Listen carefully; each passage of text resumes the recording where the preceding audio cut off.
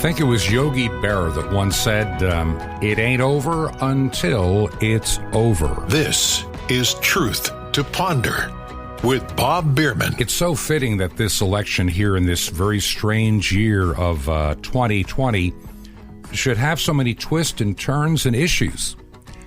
I don't care who you are, but there seems to be a rush to push Mr. Biden into the office of president. Even formerly reliable Fox News is now showing its colors and trying to curry some favor for the future. I don't understand it.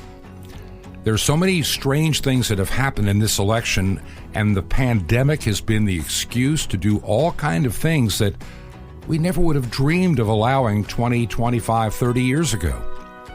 The idea of mailing ballots to people that may not have even voted in years and just mail them everywhere to everybody. Security risk and the fraud risk is way too high. But this rush to call him president-elect, it's not even legally correct. He's not the president-elect, Joe Biden, until you get past that special date in December when the Electoral College meets. Then he is the president-elect. Do I believe there is voter fraud? Contrary to what Facebook would want you to believe, or the New York Times, or CNN, or any of the major networks that just jumped on the bandwagon congratulating Joe Biden on his theft of a win. That's what it is. I think that the firewalls were set up in a few strategic places that were close the last time around. And when you look at these statistical data, a lot of it doesn't make any sense how you could pull this off. But apparently, that's what the swamp wants. Even today, did you notice the stock market went up because of the announcement of a vaccine for COVID-19 84 that will 90% effective? I think that they knew that a week or so ago. The president just couldn't say a word. Big Pharma does not like Donald Trump. Big Pharma, hey, they love Joe Biden. They love the Democrats because that keeps the billions of dollars flowing into their coffers. Big Pharma doesn't care about you. It only cares about how much money they can get from you. They've proven that over and over again. My guest today, regular on this program, we try to get him on once or twice a week, the Reverend Dr. Timothy Gahles, and he and I have been trying to scratch our heads in the numbers, and my question to open the program, do you think there's the distinct possibility that maybe the networks called things and made him president-elect just a wee bit too soon? Absolutely. Of course they did. They were making the call in states before anything had even approached a winning number for either. So they were already making the call. Look, this was predetermined for Biden, period. And that we see all over the place in this country. My issue with what's going on now is why are we not truly standing up and exposing everything that needs to be exposed? There's kind of a lull. And some people are saying this is a lull before the storm, where, then there's rumors of a sting operation and Trump's smart and he knows that, that they were going to do this. So he had planned ahead of time how to catch them. I don't know. I just know that there is a lot of shame in our election process for sure. Well, I know this much. I mean, I get a lot of people because of this radio program now that are taking the time to send me everything from emails to just things that they think I need to be made aware of. And you're right. The sting operation with the blockchain coding in the ink on certain ballots, whether it's true or not, I can't tell you. Am I buying it? My instincts, and believe me, I've been around the block too many times, say, I think I'm going to wait this one out because I just have this lack. I'm sorry, but there are people that make a living on radio promoting conspiracy theories, and they've got a following that just follows them wherever the leader takes them. And unfortunately, oftentimes they get let down. But they're hoping that maybe one day my fearless leader will get it right. And I think we just need to be a little bit more pragmatic and not jump into these, it's a big sting operation. My gut says no, not yet. I may be wrong, but I just don't feel it. What about you? Well, it was the whole thing with the idea of Q, right? Q and non. Mm-hmm. People want hope.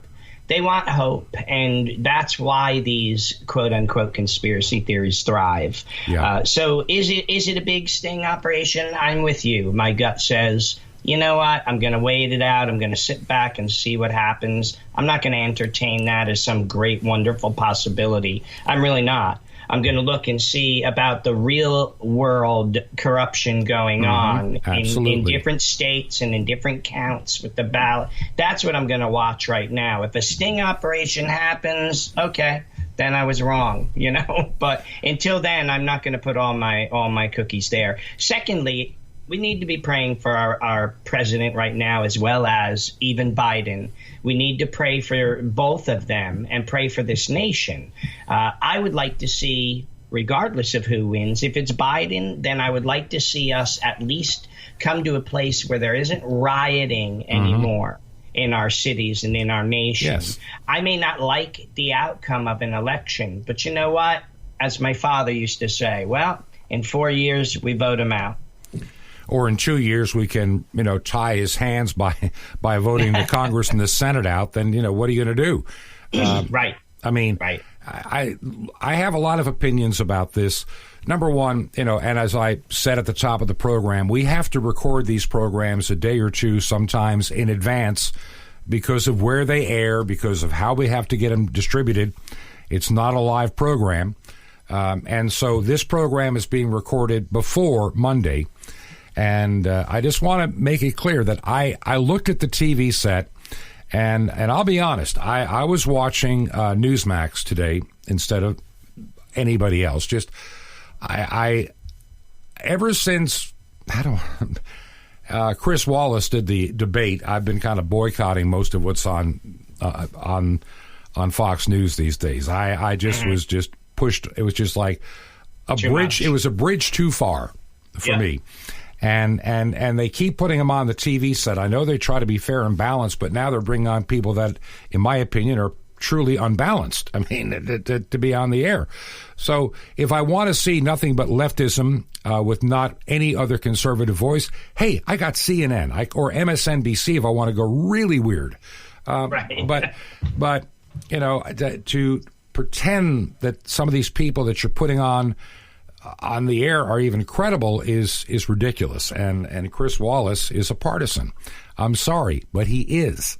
And calling, I think Fox made a mistake. Once again, we'll know, by the time this program airs, this may be already resolved issue.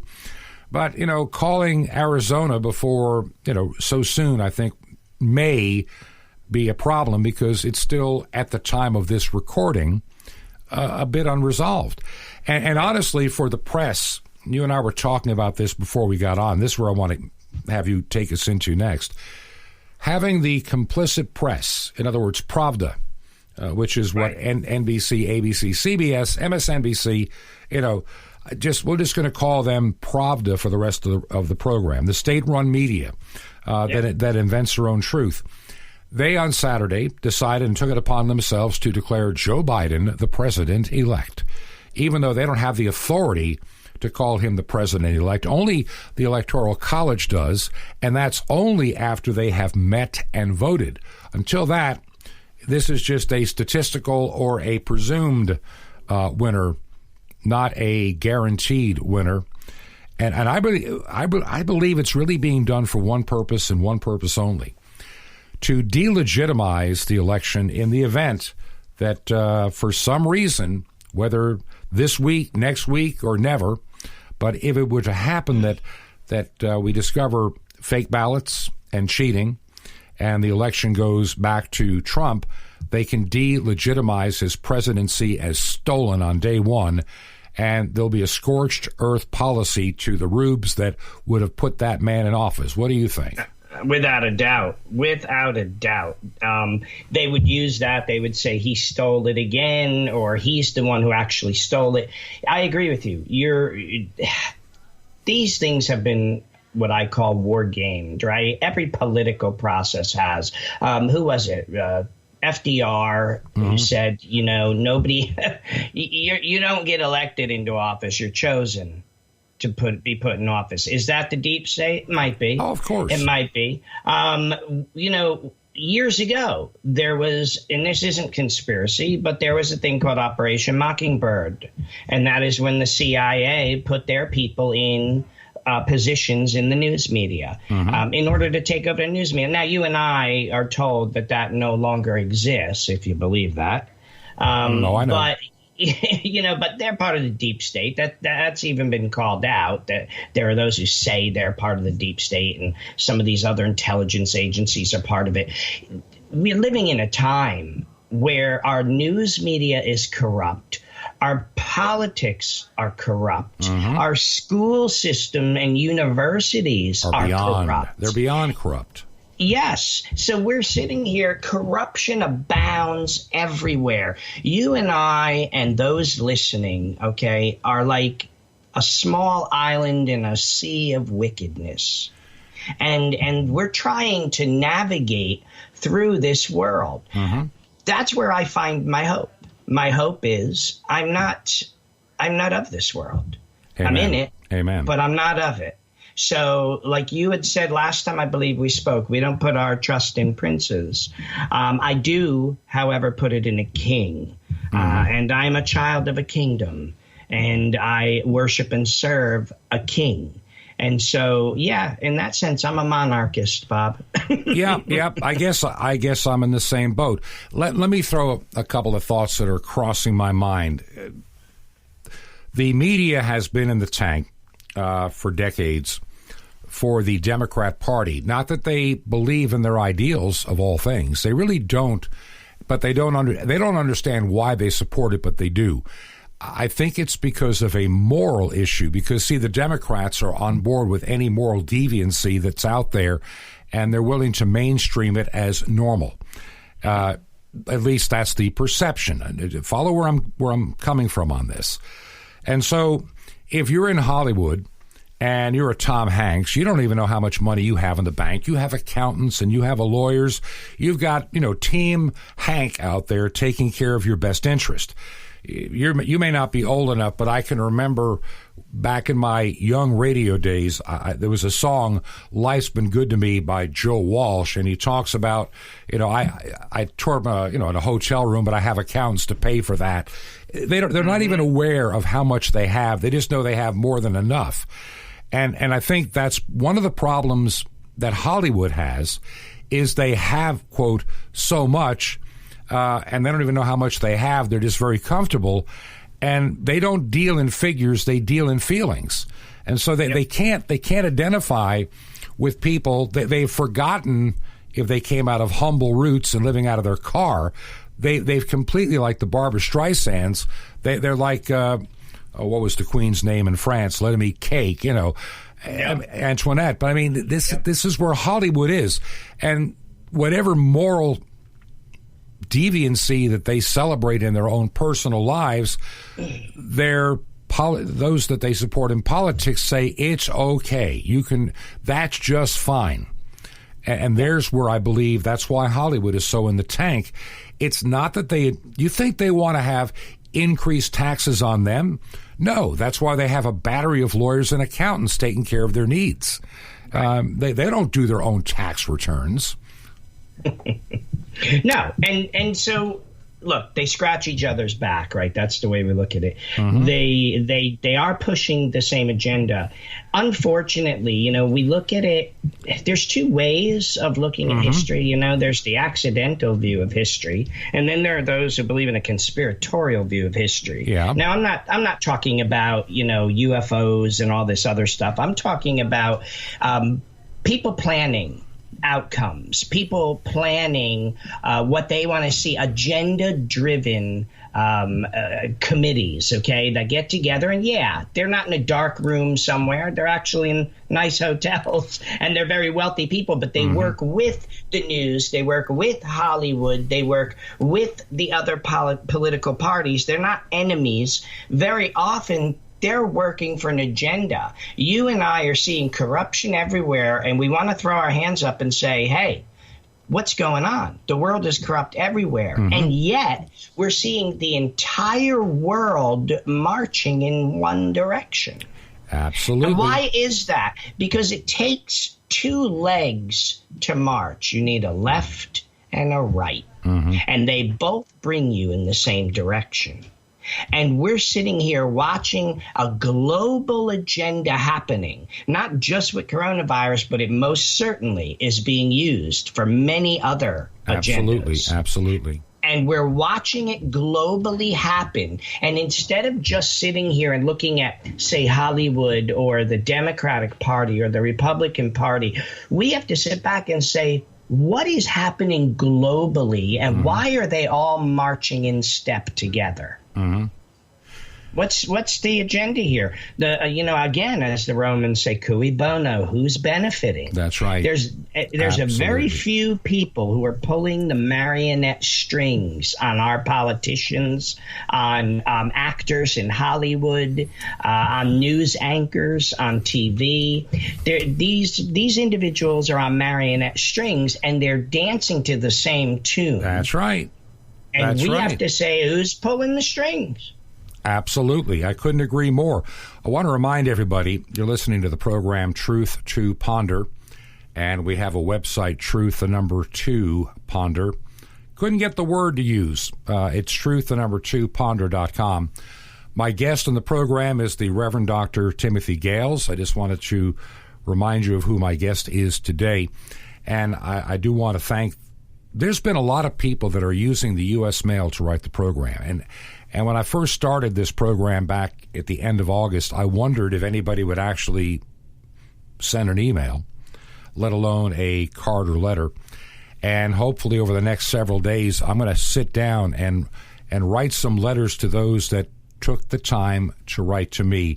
And I apologize that I'm a little bit behind, but with all that's going on in the news and other things that the Lord has been laying on my heart in terms of preparing God's people for a different time, I just haven't had the time to write as many letters as I would like to. So I would ask your indulgence and forgiveness up front.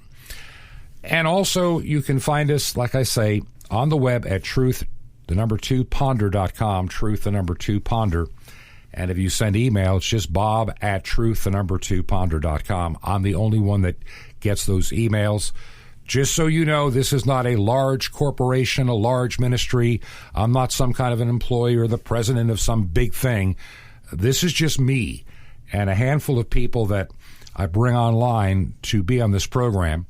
And because of a gift that was given to start this, we got started. And every little bit that comes in it's just going to pay for shortwave time. It's not to pay me or my guest or anybody else. This is strictly a ministry, and I want you to understand that. You can use the website. Every little bit helps, and you can do it from the website, do it by the mail, whatever. And I know a lot of people, and Timothy, when you get back on here with me just a second, I know a lot of people are skeptical about smartphones, and they're skeptical about devices like Alexa and what have you in the home. And I've just concluded as a guy that has been hooked to technology since I could first tear apart a little AM radio when I was about 6, and then by the time I was 9, I could put it back together again. It is, I don't worry about technology so much. It can be used for good and for evil. I don't mind the fact that, yes, I have an Alexa device in my house, believe it or not, and I use it for certain things, and I don't care that it hears some of what I'm saying. The world has more than one way to track the things that you're doing, so I don't get as worried about it as some do.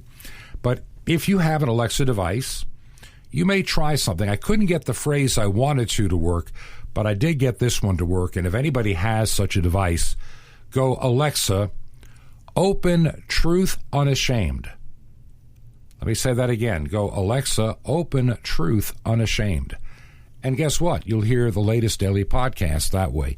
If we overwhelm the system with lots of Christians doing small things, we won't be a big target when the tech tyrants are coming after us. So everybody needs to do their own little bit. I believe the church is being prepared for a different time. And this is where I want to kind of move our conversation today and even tomorrow.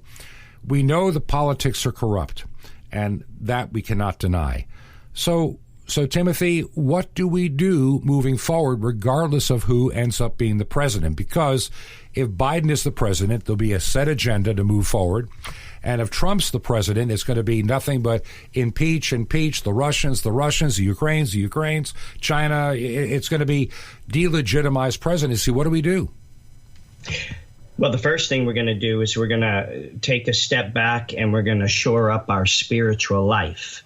We're going to look at both sides and we're going to not be divided.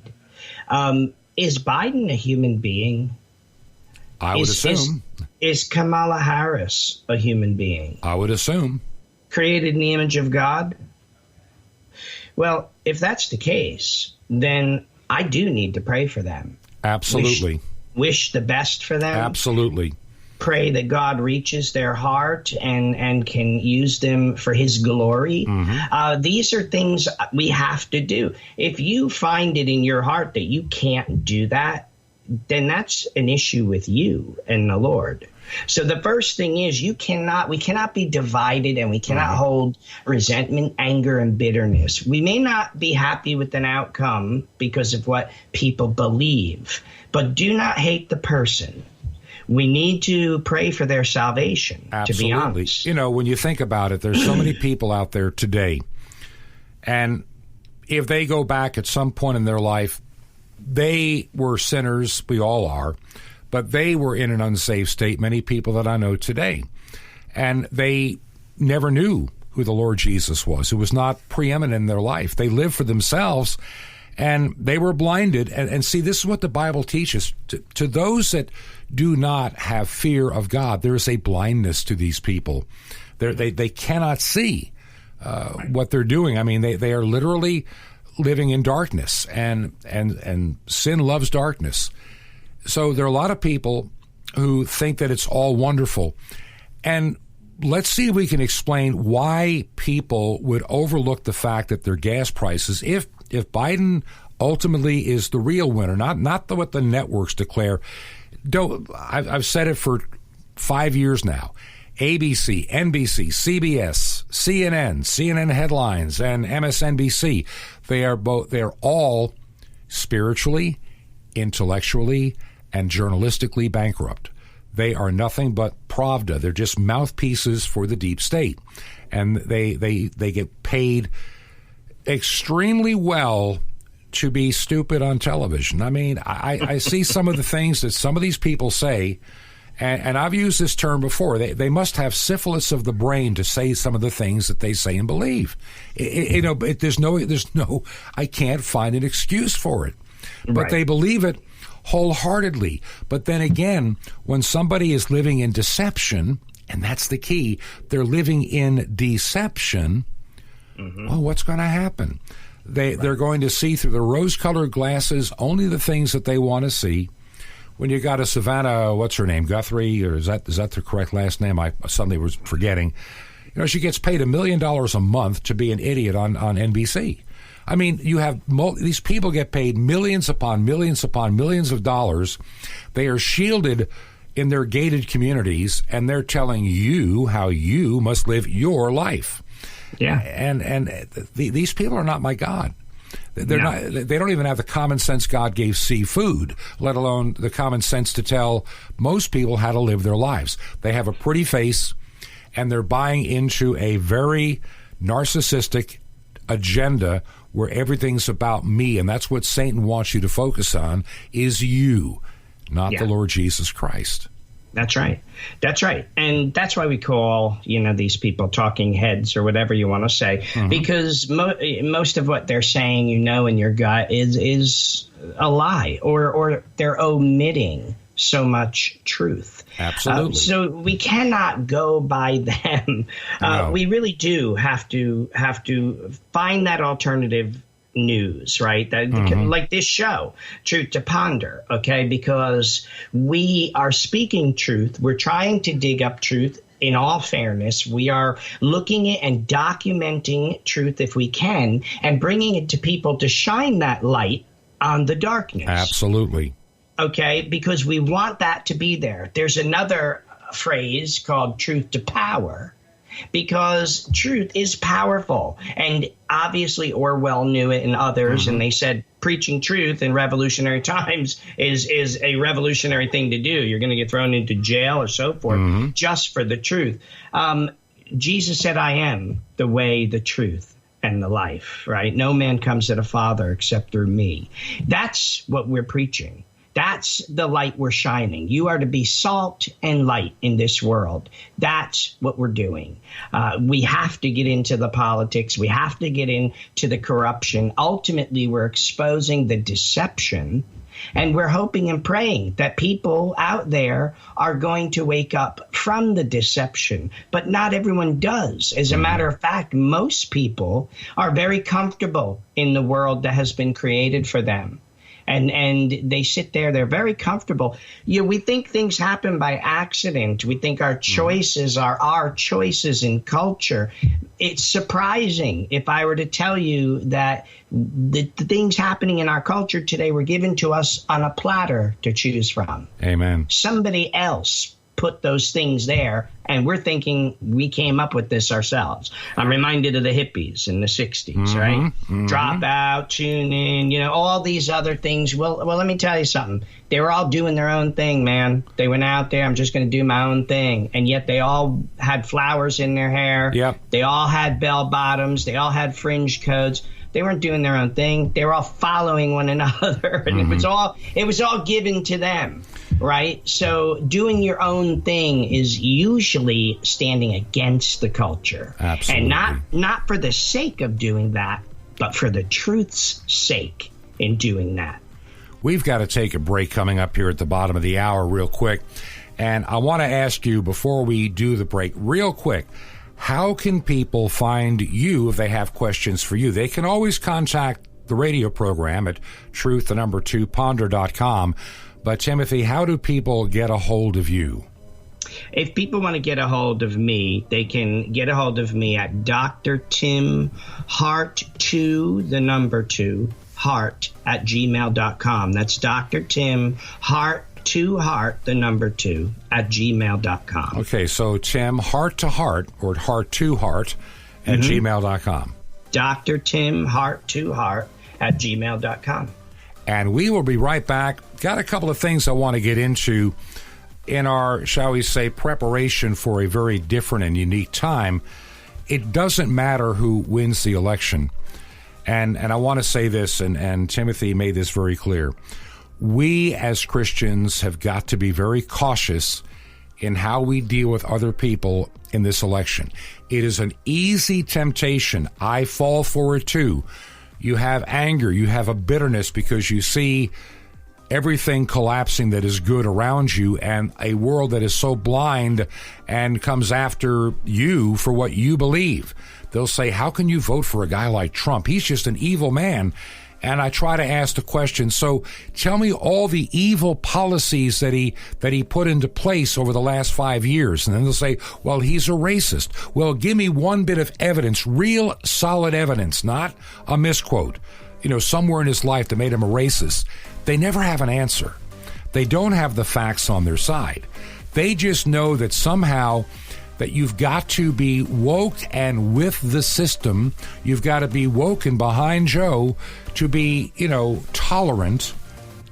And yet they're the most intolerant people. But we have to meet them with the love of Jesus Christ. And man, that's the hardest thing I've ever had to do. This is Truth to Ponder. This is Truth to Ponder with Bob Bierman. This is Truth to Ponder with Bob Bierman. And welcome back to part 2 of our Monday edition of Truth to Ponder. I'm your host, Bob Bierman. I want to thank the many people that have taken the time to mail a letter, send an email, or just make contact with me through the website, that you are listening to the program Truth to Ponder. we do this as an act of obedience in many ways. I just feel that I need to share a message, not just a political one. Yeah, today we're leaning more toward politics, and I promise this week we'll move to something else that I think is equally as important. But today I'm just trying to put a perspective with my guest, Dr. Timothy Gahles, the Reverend Dr. Timothy Gahles. As we look at the world, I said at the beginning of the program, and I reminded you before, this program is recorded a couple of days in advance, so we may be talking about things that are already resolved. As fast as the world sometimes moves, a day can be an eternity when you're trying to get things done on a program like this. There are times we can get it done same day, but the Monday, Tuesday, and Friday editions have got to be, for special reasons, recorded a bit early. And so if we talk about something that may have already been resolved, understand, and maybe we got it right, maybe we got it wrong, and it's a good way for us to assess how we are doing as we come to you with this radio program and podcast. As I said, going into the bottom of the hour, and I know a lot of people do not trust computers. I understand that. They don't want one. They don't want a smartphone. I understand that. I know the dangers, and I know the good and the bad, and I make a conscious decision. The day may come when I pull the plug on all these devices, but that day is not yet today. And I want to use every tool out there while we yet have the time. And this is what people have got to understand.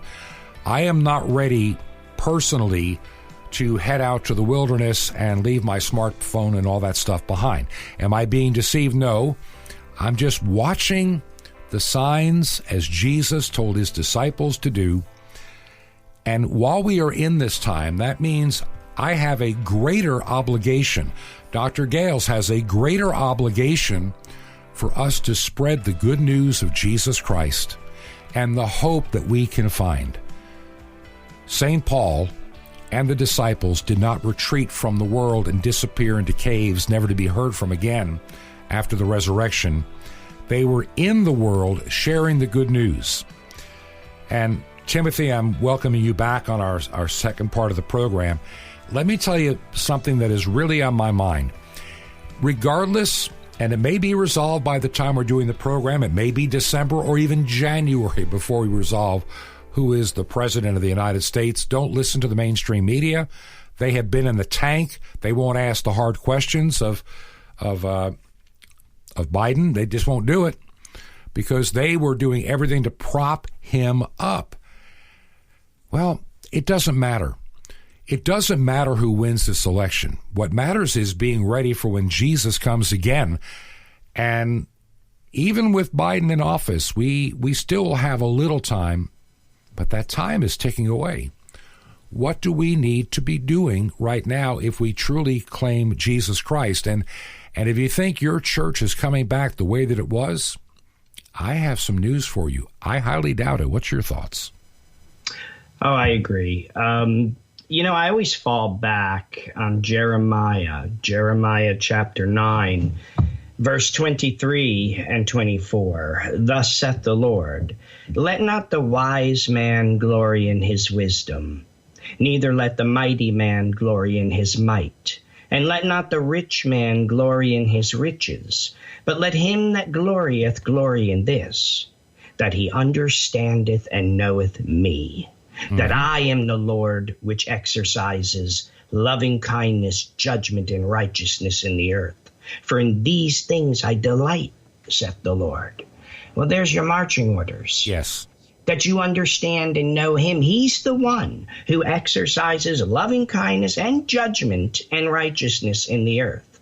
We're salt and light. We do our part, but we need to not glory in political parties. Absolutely. We need to not glory in the things of this world. We just need to glory in the fact that we understand and know him, because that is the key. You don't have to be a theologian In the early church, the second, third century, when they were, and going out into the deserts, the desert fathers, a theologian was not somebody with their doctorate in theology.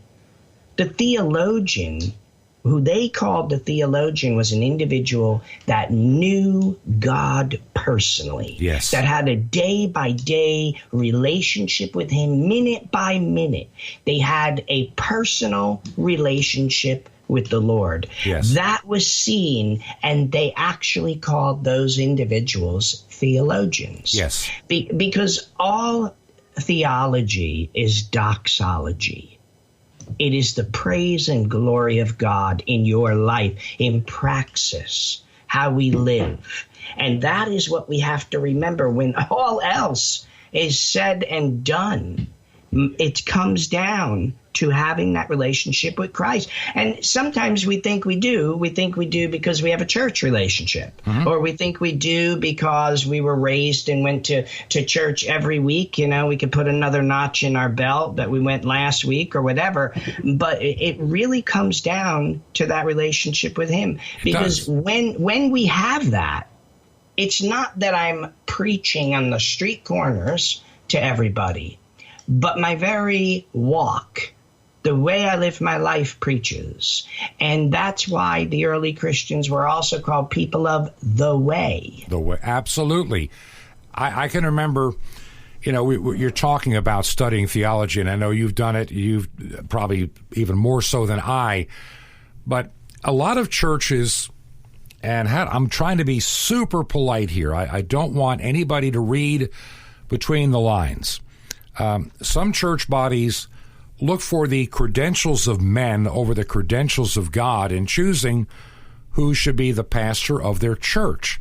And I can tell you, as I look out there in the world today, there are a lot of people that went to a lot of seminaries, and they have their MDivs, their Masters of Divinity, and their Doctorate of Divinity. And I'm telling you, those people out there are the last people I want to be pastoring my church, because they have a degree, all right, but there are a lot of them that have a degree in another gospel, as St. Paul warned about. And so some of these people coming out of a number of these seminaries, to me, are very suspect. They're damaged goods, because they lean toward the biggest enemy we have is not a political party, or who is the president, or who is a senator, or who is a congressman. They are the least of my worries. Honestly, I woke up the other day on Saturday, and the Lord just laid on my heart, don't be disparaged by what you see in the news. It's not our job to fix the earth for Jesus. It's not our job. We can't fix this earth. This earth, what does the Bible teach us? This earth is already what? Condemned. It's already condemned. So what's there to fix? What is there to fix? There's nothing to fix. This world has been engulfed in sin, and it is heading toward its ultimate end, and we know it. Salvation is given, through Jesus Christ. I can remember you were talking before about the things we should do. When I was a little child, I can remember one of the first anthems I ever sang as a little child in a church, and the words still ring in my mind to this day. Let us ever walk with Jesus, follow his example pure. Those words are still there.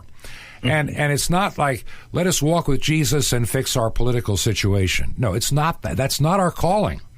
Well, it's not our calling in that sense to go fix the political issue, okay? We try to do right. We try to vote. We try to do the things we're supposed to do according to truth and to the best of our ability. Exactly. However, when we're walking with Christ is when we actually can change things. Look, all creation waits for the manifestation of the sons of God. We're told that in Romans, which means as we, as human beings, come to know Christ and begin to live godly, holy lives, creation will respond to that. All things will respond to that. And that's what we have to remember. This is a walk with the Lord day by day, which will help the world per se. Is there going to be a new heaven and new earth? Absolutely. That we know in the eschaton or the end of time. And what you said about theology degrees, absolutely. I have 3 of them, and yet I could care less.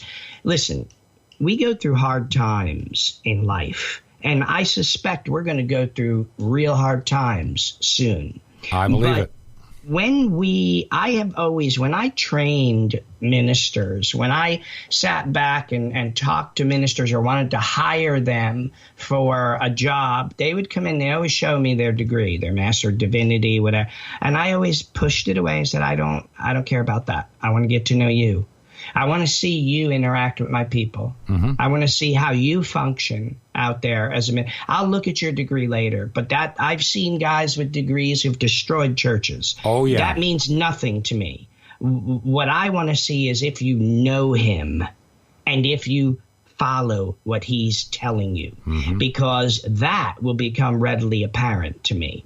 And in the long run, okay, Moses was taught all the information of the Egyptians. He was schooled in the best schools with all of the arts and sciences of his day, okay? And for 40 years, he had all of that. But did God use him? No.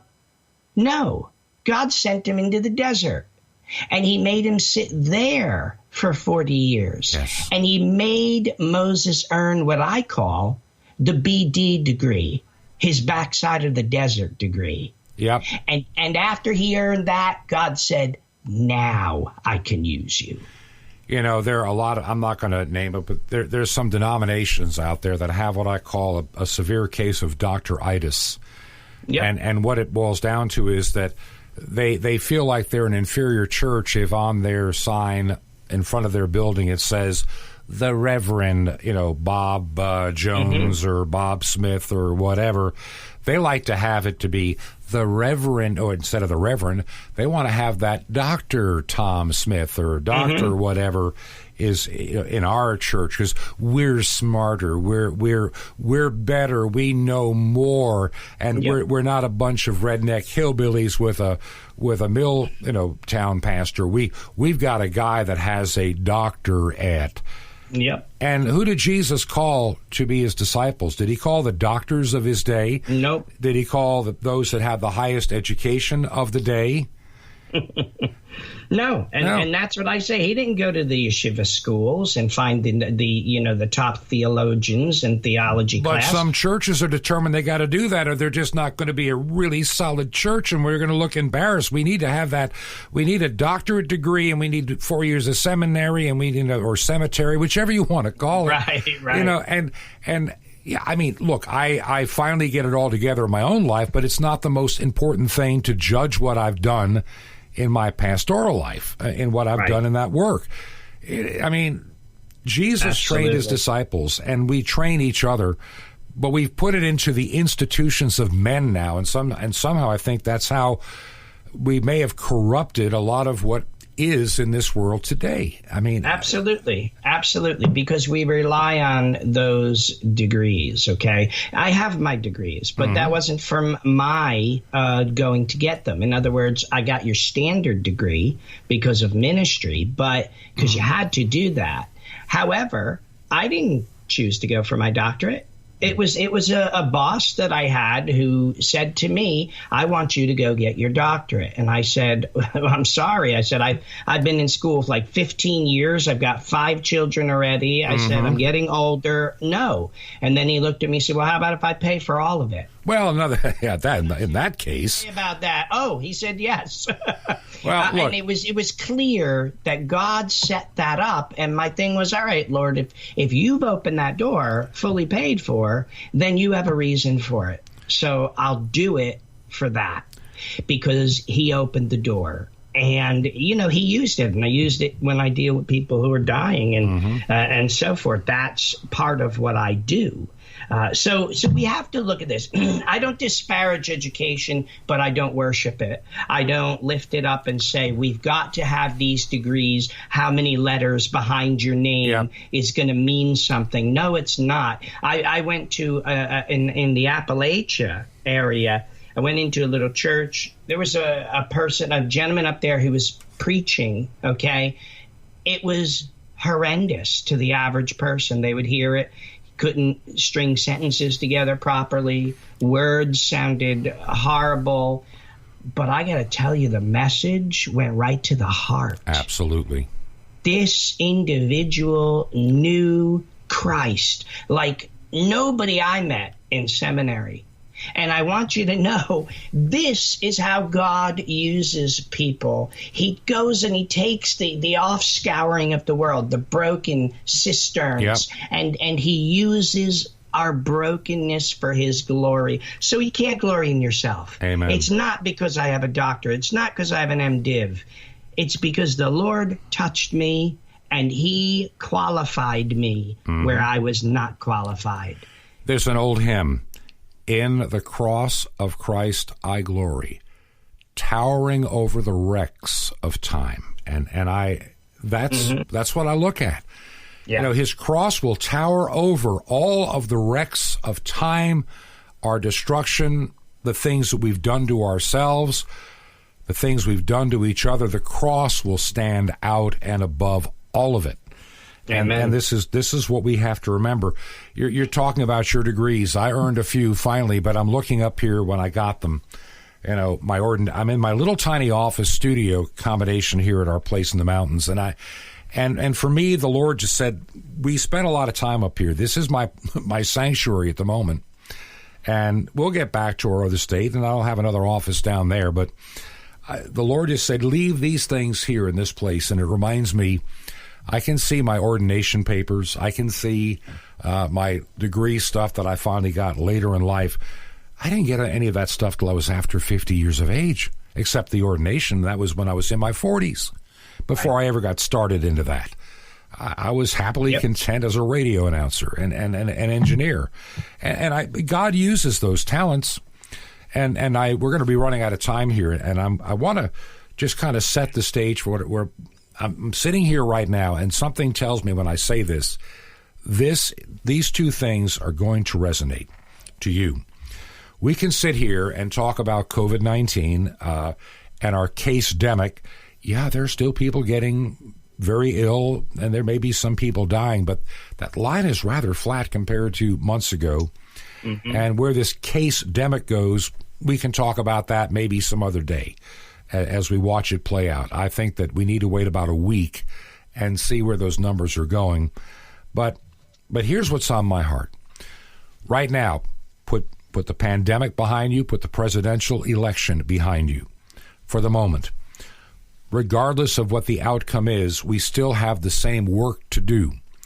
And I believe that's where the church has been in deep trouble. We're not doing the work. If I was to say I need you back on tomorrow to talk about what are these signs of a one-world religion, would that be a good place to start? And what do we as true followers of Christ do to, shall we say, combat that? What's your thoughts for doing that for tomorrow? And what comes to mind when I say the one-world church? Syncretism. Ecumenism and syncretism, and I mean ecumenism in the one world church view, okay, and syncretistic religion, syncretism, is combining and melding all these religions together: Buddhism, Hinduism, Islam, Christianity, Judaism, all of these things, kind of mishmashing them all together in what I call an amorphous blob, and then saying this is the new spirituality for all people. That is where we're headed, because it will be unified, although completely diverse within, because it will have no truth. And that's where relativism and the mystery of iniquity has brought relativism to today, so they could form this one world church. And I would say that's where we need to start, because we need to show people what they're seeing. connect the dots so that they can now see it from Christ's perspective, from the biblical perspective. And once you see it, you cannot unsee it. You know it's there. And that's what it is. You talked about the word deception. Well, let's expose this one world religion that is here and is getting more prominent as we go forward. My guest today on the program is the Reverend Dr. Timothy Gahles, good friend of this program, and what a wonderful resource I have in Dr. Gahles. I hope many of you are learning from him. We truly live in a very unique and strange time. There's no doubt about that. I've been talking about that on the weekend program for several years. And each year we seem to inch closer to, well, a new reality and a new world. And in many ways, one that I choose not to want to live in, because there's so much you have to give up of yourself, your faith, and your family to live in such a world. I was reading just today an article where the New York State Bar Association, they voted that they think that the government should have full rights to demand you take the COVID-19 vaccine. You have no rights to yourself. Funny, when it comes to abortion, it's a woman's right to choose, but when it comes to a vaccine, it is not. I don't care how you cut it, don't give me the argument, oh, but you're protecting other people. We don't even know. We're not even sure. And I'm also very suspect, as I said at the beginning of the program, that here on this Monday, the stock market climbs so high. Why? Because there's a vaccine that will be coming out that appears to be 90% effective. Wow. Didn't that change on a dime in less than 6 days after the election? And I don't care what anybody says, but I am convinced beyond the shadow of a doubt, this has been known. This has been known for, I would say, at least 2 weeks at minimum. This just didn't happen yesterday or last night. Big Pharma hates those that are not a part of the swamp because, see, the swamp has kept Big Pharma well endowed with your money for a long time.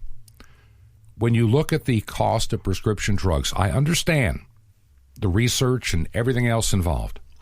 And I know some people out there that have medications paid for by their insurance that are $1,000 or more per month.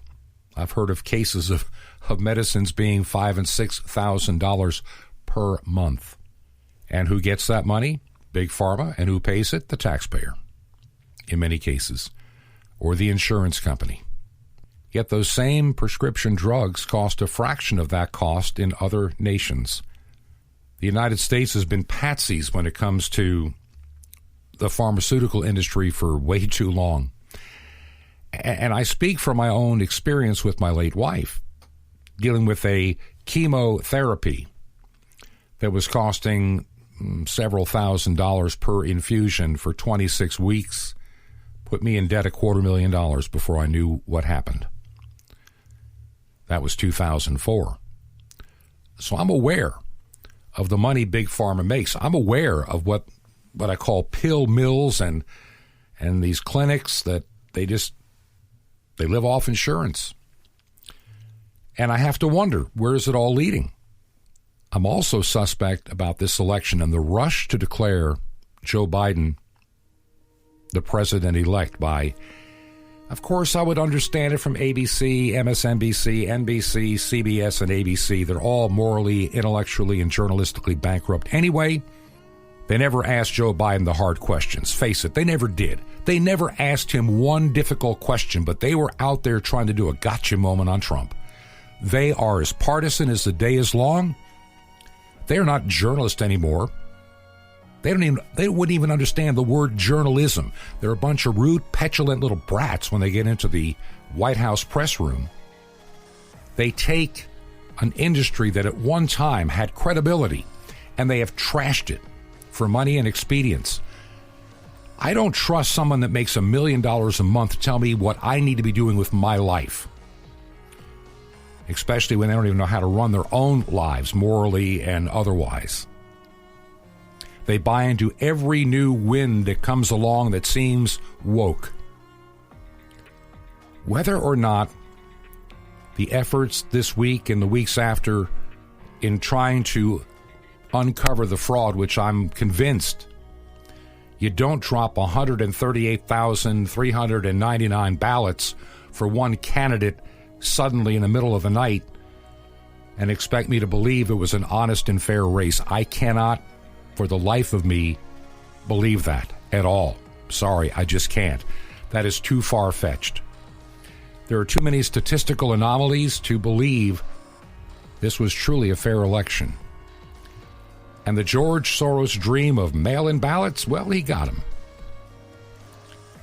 And let the fraud begin. The American people are being deceived. And day by day, week by week, yeah, the economy will look great no matter what, the beginning of this coming year. They got to make Joe Biden look good if he actually gets in there. He can't be presiding a collapsing economy. No one's going to buy it. So now the vaccine will save us. And we talked about that, a couple of weeks ago here on this program. This is Truth to Ponder. I'm going to give you the mailing address because some people do use U.S. mail. And by the way, if you have sent me a letter, in the next several days, I plan on writing you back. So be patient. Our mailing address is Truth to Ponder. And you can use our home address here in Georgia, 21 Berkshire Lane, in the little town of Sky Valley. Oh, by the way, add number 263. That's 21 Berkshire Lane, number 263, Sky Valley, Georgia. The zip code is 30537. That's 30537. This has been Truth to Ponder with Bob Bierman. To find out more, visit our website, truth, 2, and the word ponder.com. That's truth, 2, ponder.com. Truth to Ponder, shining the light of truth in a darkening world.